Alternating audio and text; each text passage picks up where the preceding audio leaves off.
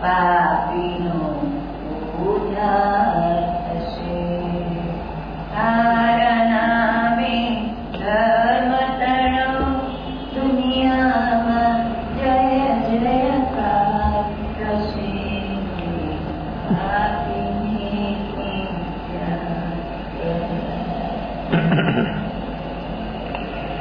भगवती सूत्र उदायन राजा नो अधिकार। उदायन राजा द्रव्य और भाव निश्चय व्यवहार जिसका निश्चय का पूर्ण लक्ष्य हो गया। निश्चय ही स्वभाव है, निश्चय से ही अनुभव है। जो जो प्रवृत्ति होती है वो सब प्रवृत्ति निश्चय के अनुरूप जो हो तो व्यवहार ठीक होता है। निश्चय के अनुरूप जो प्रवृत्ति नहीं होती है तो वो निश्चय मात्र शब्दों में है, अनुभव में नहीं है। निश्चय का अनुभव स्वयं से, स्वयं के माध्यम से, उसमें मन बुद्धि इंद्रियों का भी माध्यम की कोई जरूरत नहीं है। जहां तक व्यक्ति 10 प्राण से कोई भी माध्यम को पकड़ेगा और उसमें ही रहेगा, तहां तक स्वरूप दर्शन, स्वरूप प्राप्ति, बोधि, सम्यक दर्शन पाना होना संभवित नहीं है। सब साधनों जो जो साधन है बाहर से और भीतर से जो जो साधन है शुभाशुभ भावरूप अवस्था, वो तो सब उदय रूप अवस्था की वर्तमान की चल रही है। उसी से जो व्यक्ति को बाहर आना हो, लेकिन कौन बाहर आता है, कब बाहर आता है, कैसी रुचि, उसकी आग जैसी रुचि हो।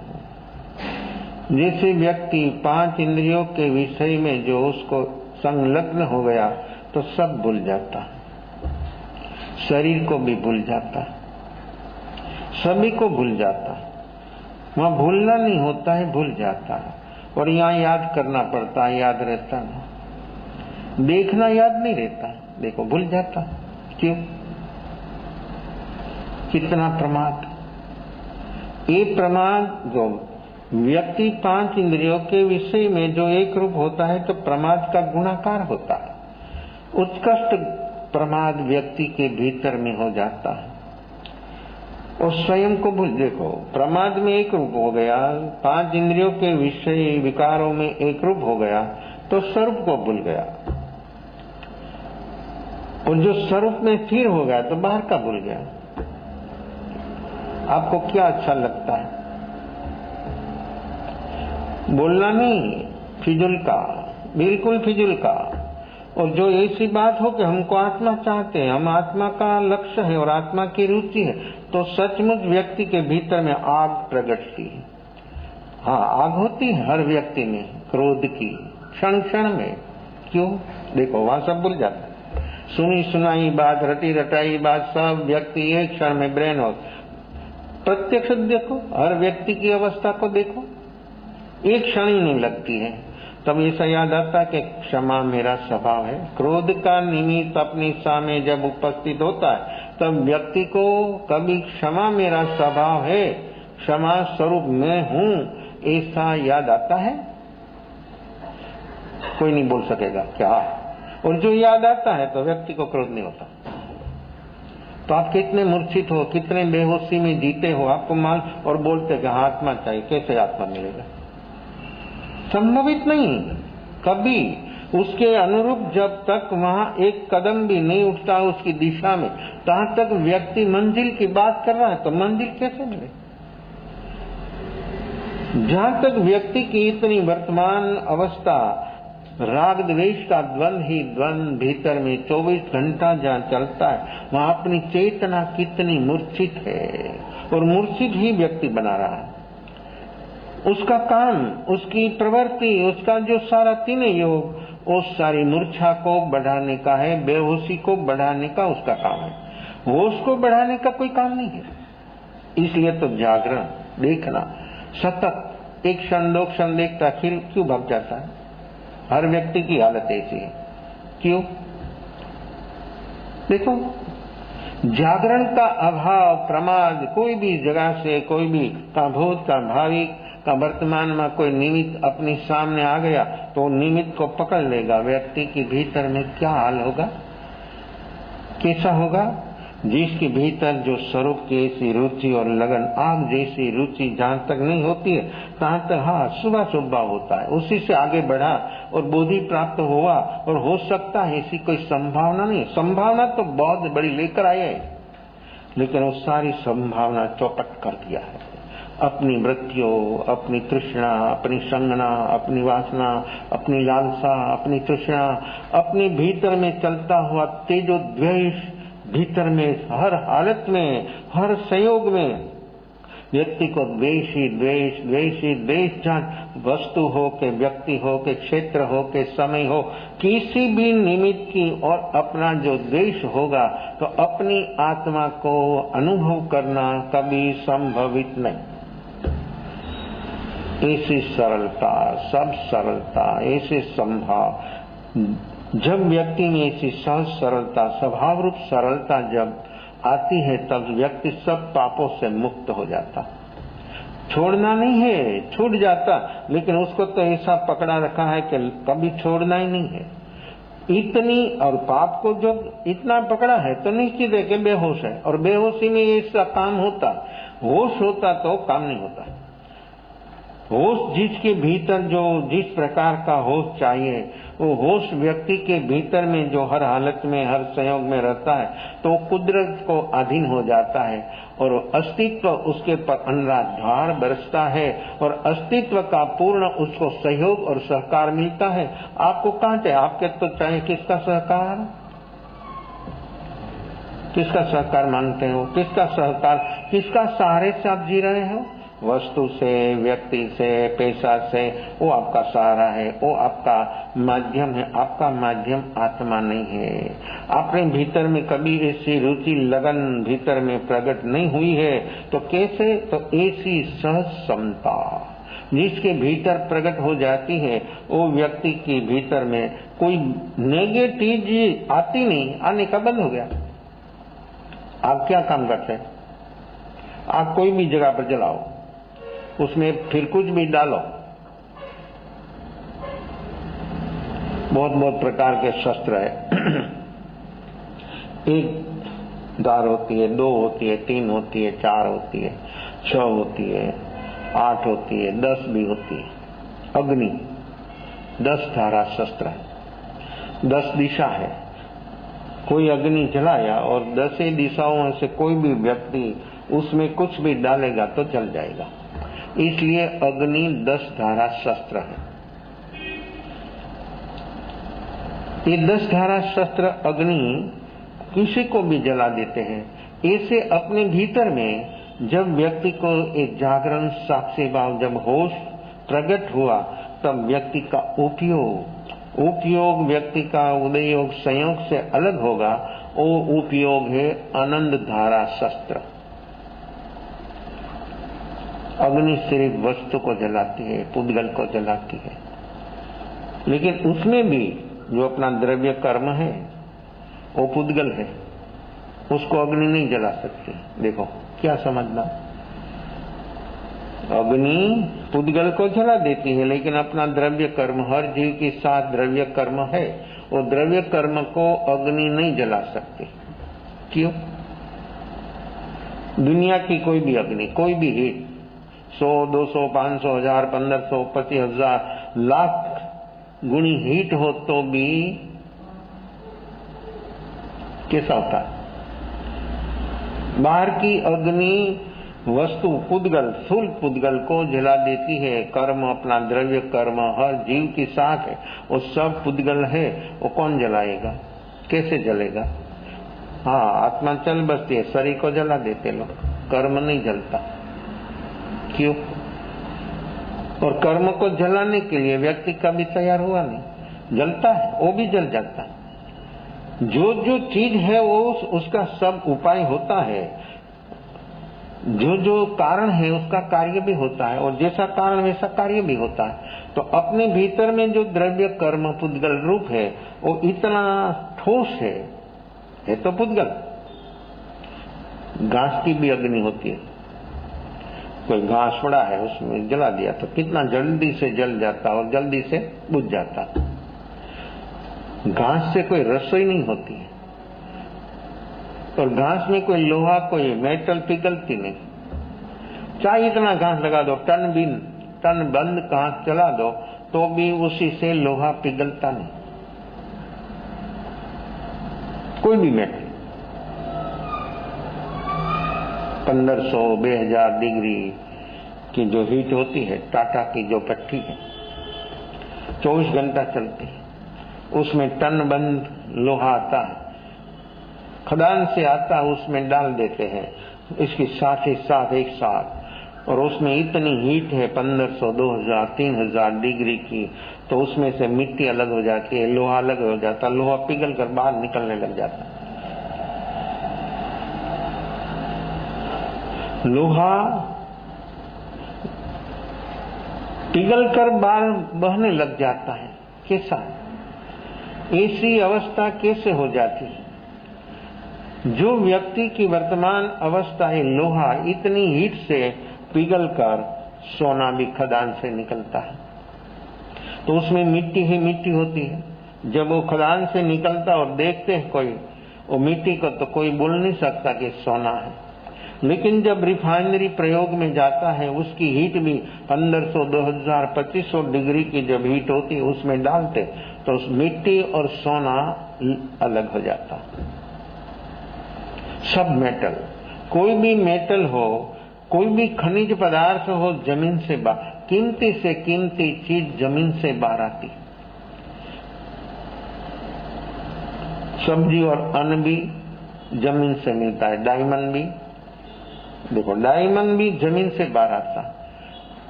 दुनिया में सबसे बड़ी चीज, बाहर की जो चीज है वो सब जमीन से मिलती है। अभी देखो ये रसोई पकाने के लिए गैस, वो भी जमीन से निकलता, खनिज तेल, वो सब चीजों जमीन से बाहर आती है, और हर व्यक्ति को उसकी जरूरत रहती है। अपना जीवन जरूर ही हो गया ऐसा अपने को लगने लगे। तो ऐसी अवस्था में व्यक्ति जो जमीन से सब कुछ बाहर आता है उसको अग्नि, तो सामान्य अग्नि से, घास की अग्नि से वो पिघलता नहीं, कभी कुछ होता नहीं। लकड़ी की अग्नि से रसोई हो सकती, उसी से आगे चले तो कोयला की अग्नि होती है, पत्थर का कोयला, देखो वो भी जमीन से निकलता, उसकी अग्नि थोड़ी बहुत तेज होती है।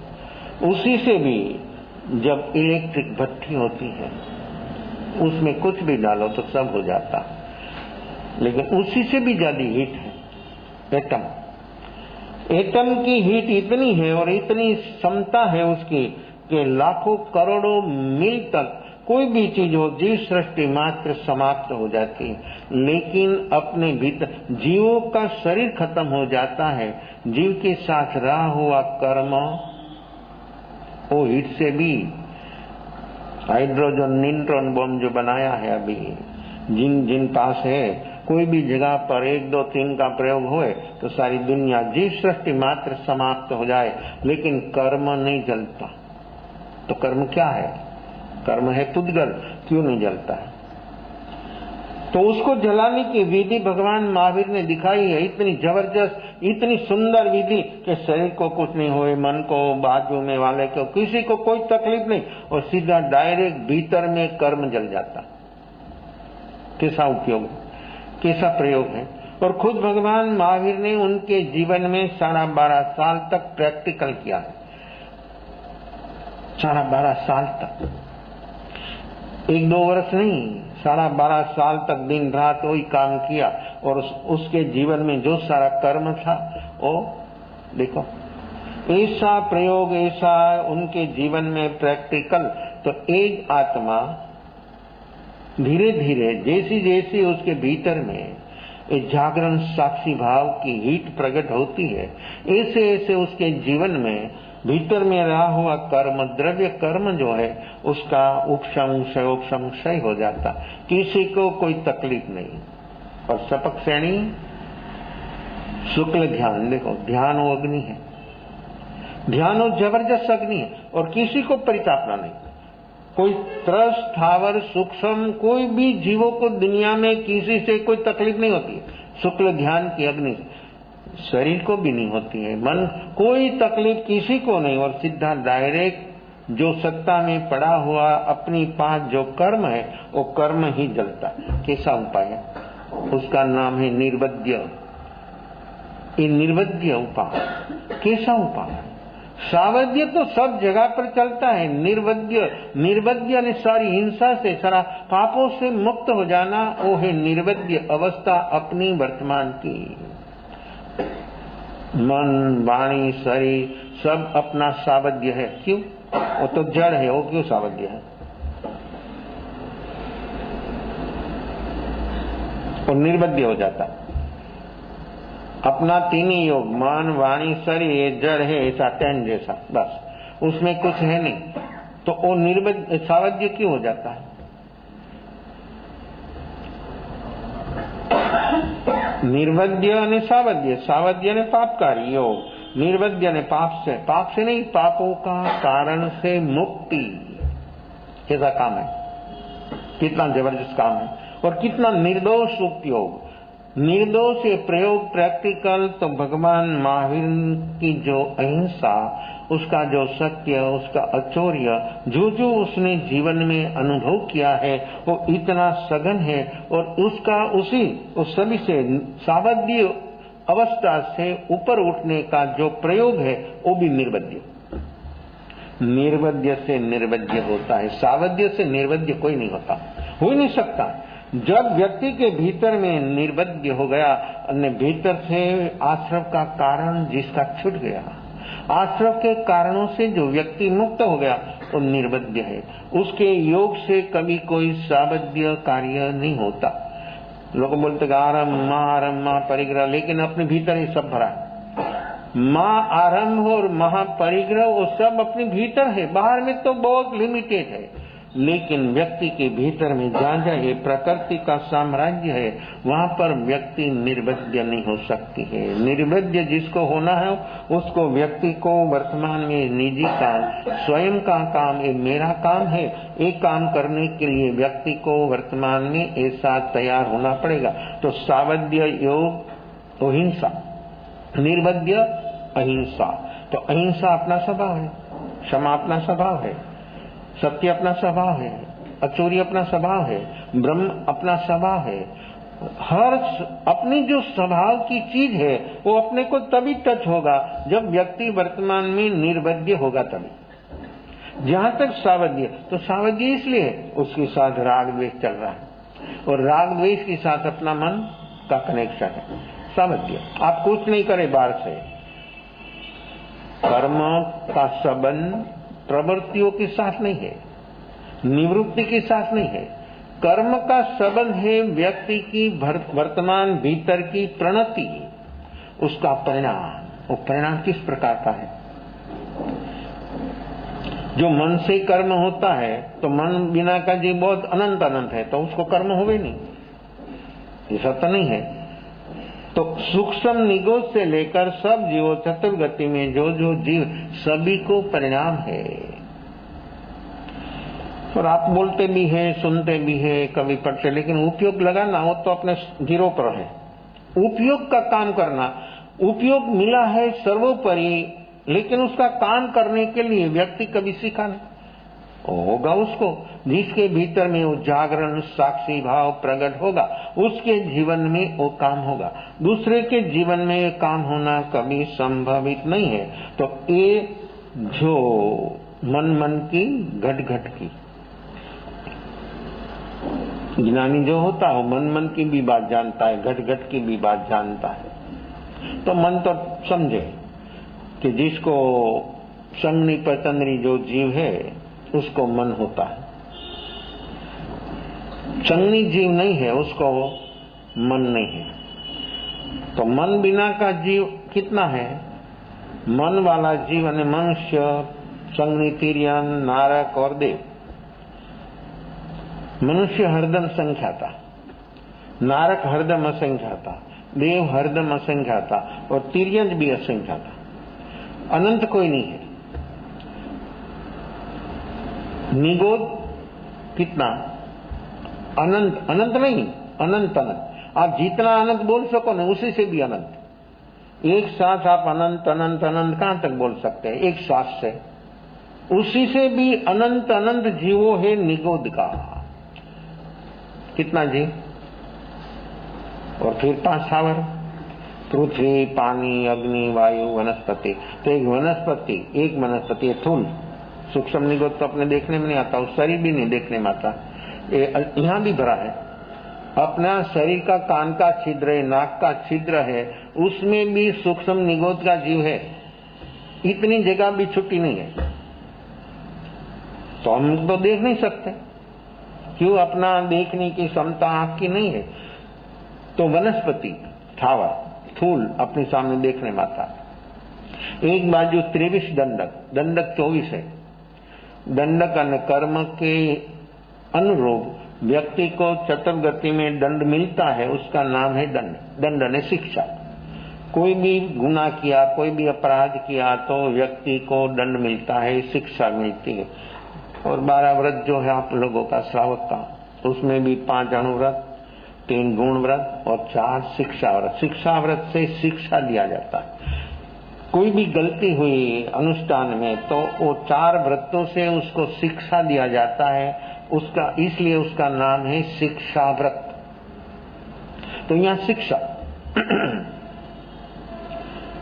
जो वनस्पति है उसमें जो जीव है, और एक बाजू 23 दंडक और एक बाजू एक से वनस्पति, तो 23 से भी वनस्पति का जीव बढ़ जाता है। और कितना बढ़ जाता है? एक बाजू 23, एक बाजू एक वनस्पति, तो वो सभी से ज्यादा जीव वनस्पति का ही है। कितना? सिद्ध भगवान कितना है? सिद्ध भगवान अनंत। अनंत काल से जीव सिद्ध हो रहा है तो अनंत। तो फिर वनस्पति काय में 23 दंडक एक बाजू, सिद्ध का भी दंडक है। तो सिद्ध जो है एक बाजू और एक बाजू दूसरा है 23 दंडक। तो 23 दंडक से ज्यादा जीवो वनस्पति काय में है। तो कितना जीवो? सिद्धों से भी अनंत गुना अधिक। अनंत काल से जो जीवो सिद्ध हो रहा है, कैसे? कीड़ी की क्यू की तरह जीवो सिद्ध हो रहा है। 5 भरत, 5 इर्वत और 5 विदेह क्षेत्र। भरत इर्वत में अभी ओ बंद है, विदेह क्षेत्र में तो हरदम क्यू ओ चालू है। तो कीड़ी की लाइन की तरह जीवो मुक्त हो रहा है। तो इसी मुक्त हो रहा जीव तो भी वनस्पति काय में जो जीव है वो अनंत गुना अधिक है, सिद्ध से भी अनंत गुना अधिक। तो कितना जीव? तो जीवों को क्या है? तो सूक्ष्म निगोद, 5 स्थावर, विगलेंद्री, बेरेंद्री, तेरेंद्री, चौरेंद्री, असंगनी, पचंद्री तक मन नहीं है। तो उसको क्या है? घट। ज्ञानी समय समय की बात, मन की बात, घट की समय की बात, ज्ञानी ज्ञान में एक भी जीवो, उसके ज्ञान में एक भी जीव की अवस्था अज्ञात नहीं है। घट मन बिना का जो जीव हो सभी को घट, वो सभी के भीतर परिणाम है। देखो सिद्ध में भी परिणाम है। उसमें क्या भाव है? सिद्ध में भी एक भाव है। क्या? 5 भाव है। उदय भाव, उपशम भाव, उपशम भाव, क्षायिक भाव और परम पारिणामिक भाव। तो सिद्ध में परम पारिणामिक भाव है, वो उसकी सिद्ध की अवस्था है, वो सिद्ध की समृद्धि है, वो सिद्ध का वैभव है, वो सिद्ध का सुख है। वो परम पारिणामिक भाव से अनुभव में आता। तो उदय भाव से बाहर आने के लिए उदय, 8 कर्म का उदय। हर जीव को चतुर्गति संसार में जो जीव जी रहा है सभी को ये उदय चल रहा है। तो ये उदय भाव से, तो उदय होने पर, शुभ के अशुभ उदय कर्म का होने पर व्यक्ति के भीतर में क्या होता है? होता ना, क्या होता है? का शुभ का विभाव, उदय भाव।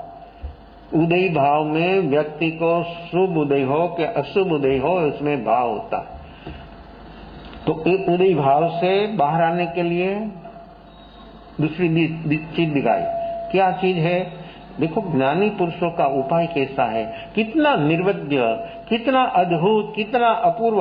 हर व्यक्ति वहां तक पहुंच सकता है और उसका अनुभव व्यक्ति को हो सकता है। लेकिन बेहोशी, जिसके भीतर भारो भार, रोम रोम जिसकी बेहोशी चल रही है, वो व्यक्ति के जीवन में कभी एक घटना घटे ऐसी कोई संभावना नहीं। इसलिए अपना मनुष्य जन्म भी एक दो नहीं हुआ है, अनंत हो गया। तो फिर क्यों काम नहीं हुआ? तो पहला ही मनुष्य जन्म अब भी मिला है ऐसा नहीं है।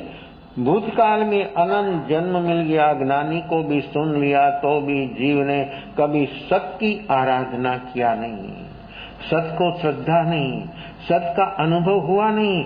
ये काम अपना हरदम प्रमाद से ही हो रहा अभी भी।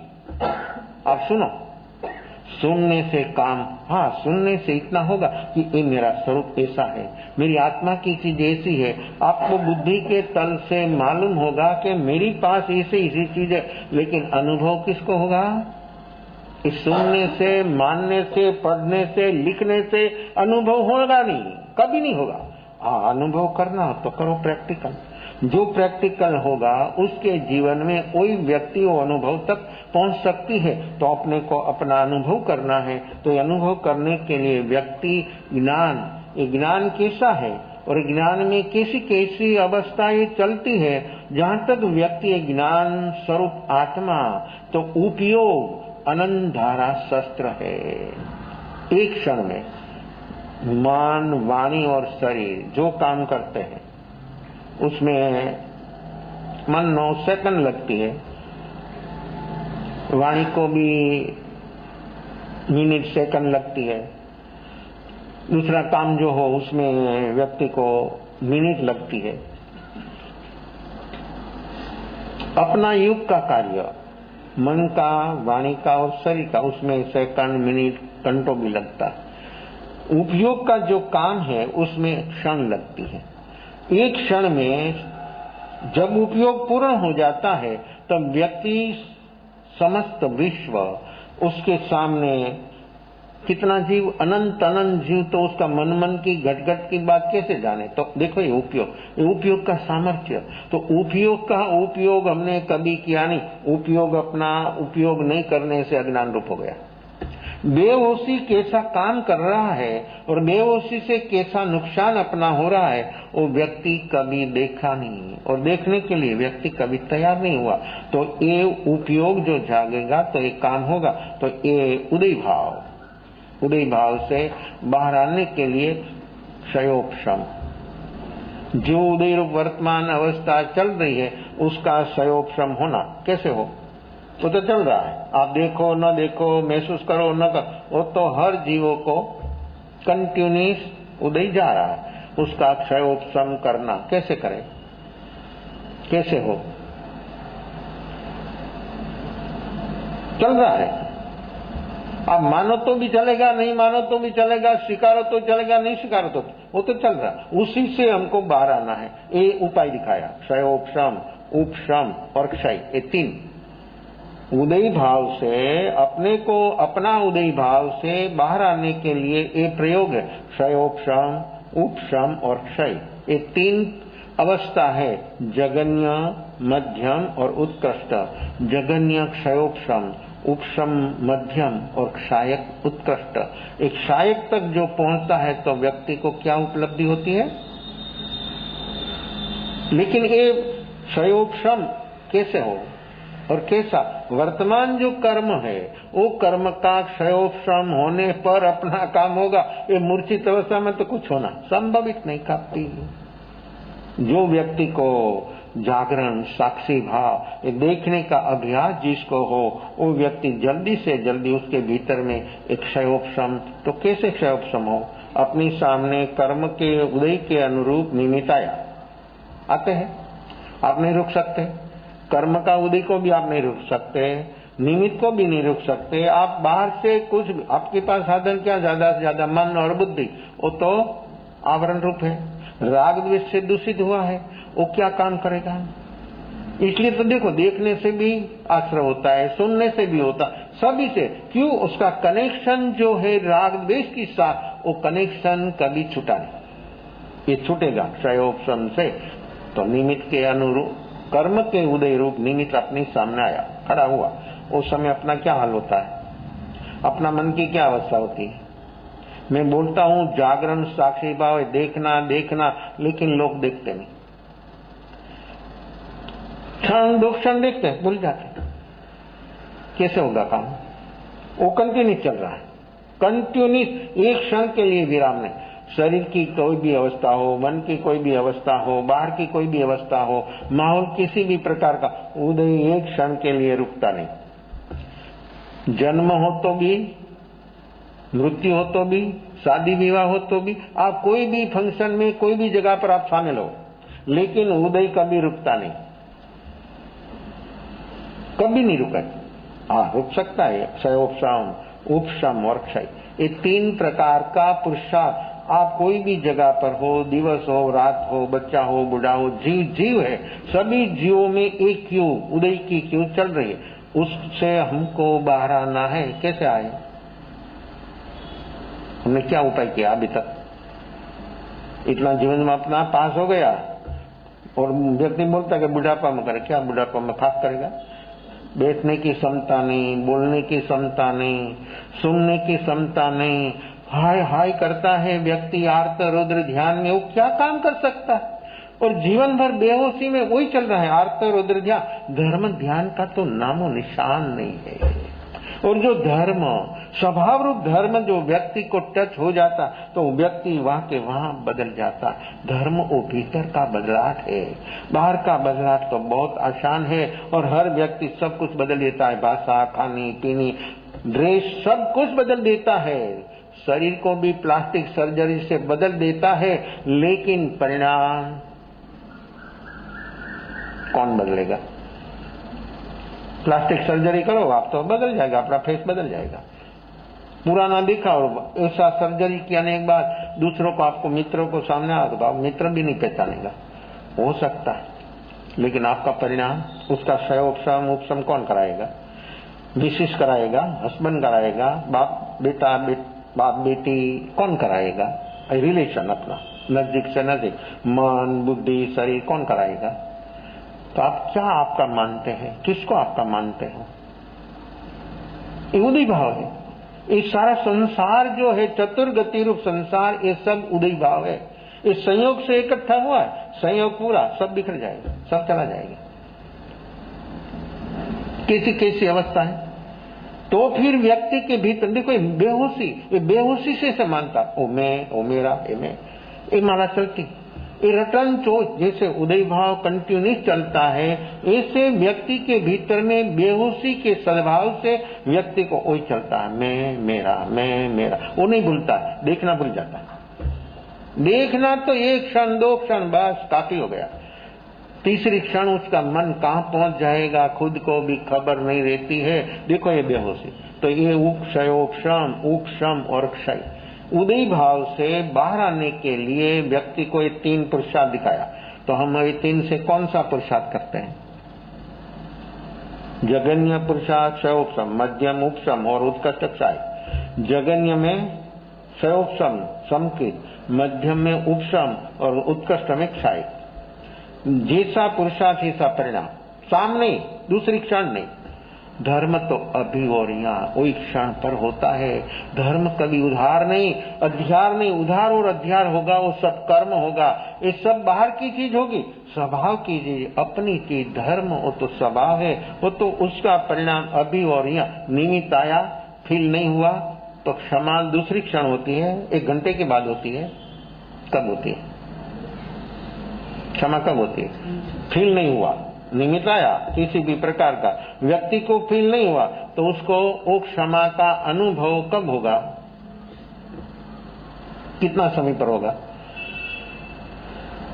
अपने सामने हम देख रहे हैं निमित्त और फील नहीं हुआ, तो क्षमा 2-4 घंटा के बाद अनुभव होता है। कब होता है मालूम नहीं है? मालूम तो होता है जो व्यक्ति जागे तो। जो व्यक्ति की सामने किसी भी प्रकार की घटना घटी और फील नहीं हुआ तो वही क्षण पर व्यक्ति को क्षमा का अनुभव हो जाए, वही क्षण, दूसरी क्षण नहीं। ये एक क्षण का भी अंतर नहीं है, इसलिए तो परिणाम निरंतर है। उदय का टुकड़ा हो सकता है, उदय भाव खंडित हो सकता है, परिणाम कभी किसी का खंडित नहीं होता है। तो व्यक्ति की भीतर में जो परिणाम अपना चल रहा है वो परिणाम हर जीव को, निगत को भी है और सिद्ध को भी है। सिद्ध को क्या है? परम पारिणामिक अवस्था। और अपने में क्या है? ये उदय भाव, झमेला, राग, द्वेष, मेरा, तेरा, क्रोध, ये सब झमेला है। चतुर्गति रूप संसार में जो जीव जी रहे उसके सामने वो सब है। और सिद्ध भगवान के सामने हरदम हर हालत में कंटिन्यूस परम पारिणामिक रूप अवस्था निरंतर चल रही है। उसको कोई खंडित नहीं कर सकता, उसको कोई तकलीफ नहीं होती है। जैसे अपना उदय भाव में कोई तकलीफ अपने को नहीं कर सकता, लेकिन व्यक्ति खुद ही दुखी होना लिए तैयार हो जाता है, इसलिए बेहोशी से पकड़ता है। कोई भी चीज पकड़ी, दुख शुरू हो गया। कोई भी चीज आप जिसमें सुख मानते हैं वो आपकी भ्रांति है। कोई भी चीज 5 इंद्रियों के माध्यम से